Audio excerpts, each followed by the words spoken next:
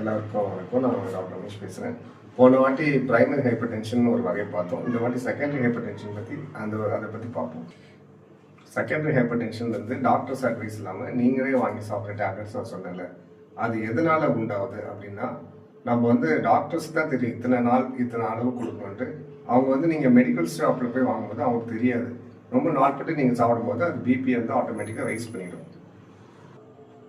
அப்போ எதனால இது ஒரு வகைங்க, எதனால மற்ற வகைகள் வருதுன்னா, கிட்னி ப்ராப்ளம், கிட்னி ஃபெயிலியர் அதனால வருது. அதுக்கடுத்து தைராய்டு, அப்புறம் ஓவர் வெயிட், ரொம்ப குண்டாகிறதுனால, இந்த மாதிரி ப்ராப்ளம்ஸ்னாலையும் பிபி செகண்ட் ஹைப்பர் டென்ஷன் வருது. இந்த செகண்ட் ஹைப்பர் டென்ஷனுக்கும் முன்னாடி சொன்ன பிரைமரி ஹைப்பர் டென்ஷனுக்கு என்ன வித்தியாசம்னா, இது கியூரபிளுங்க, குணப்படுத்திக்கலாம்.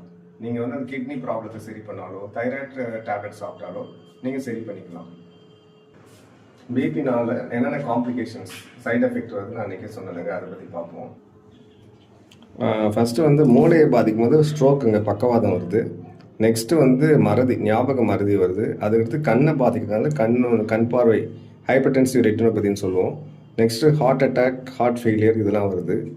அதுக்கப்புறம் பெரிஃபரல் வாஸ்குலர் டிசீஸ்னுவோம், காலில் உள்ள ரத்த நாளங்களை பாதித்து அது கால்லேருந்து கருத்து போய் அந்த ப்ராப்ளமும் வருது.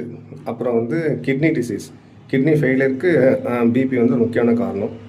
இந்த மாதிரி நிறையா பிரச்சனைகள் பிபினால் வருதுங்க. இப்போ பிபி இருக்குங்க.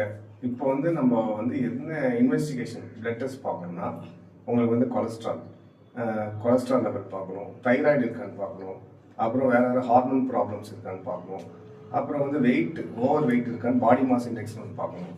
இதெல்லாம் நீங்கள் பார்த்தீங்கன்னா இப்போ கிட்னி ஸ்கேன் பார்க்கணும். கிட்னி ஸ்கேன் பார்த்தீங்கன்னாலே கிட்டத்தட்ட 90% கண்டுபிடிச்சிடலாம். பிபியும் சுகரும் கிட்டத்தட்ட அண்ணன் தம்பி மாதிரி. பிபி இருக்கவங்க சுகர் வரலாம், சுகர் இருக்கவங்க பிபி வரலாம். ஸோ பிபியும் சுகரும் எவ்ரி மந்த் இல்லாட்டி 6 months ஒன்ஸ் பார்த்துக்கோங்க, ரொம்ப முக்கியமானது. முக்கியமாக நமக்கு இப்போ இருக்க காலகட்டங்களில் ஸ்ட்ரெஸ் தாங்க பிபி முக்கியமான காரணம். அதனால் ஸ்ட்ரெஸ்ஸை குறைச்சிக்கோங்க. சால்ட்டு எக்ஸசைஸ் பண்ணுங்கள் ரெகுலராக.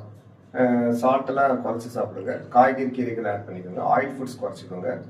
நல்ல ஹெல்த்தி லைஃப் ஸ்டைலில் இருங்க. ஸ்ட்ரெஸ்ஸு தாங்க ரொம்ப இப்போ இருக்க காலகட்டங்களில் முக்கியமானது.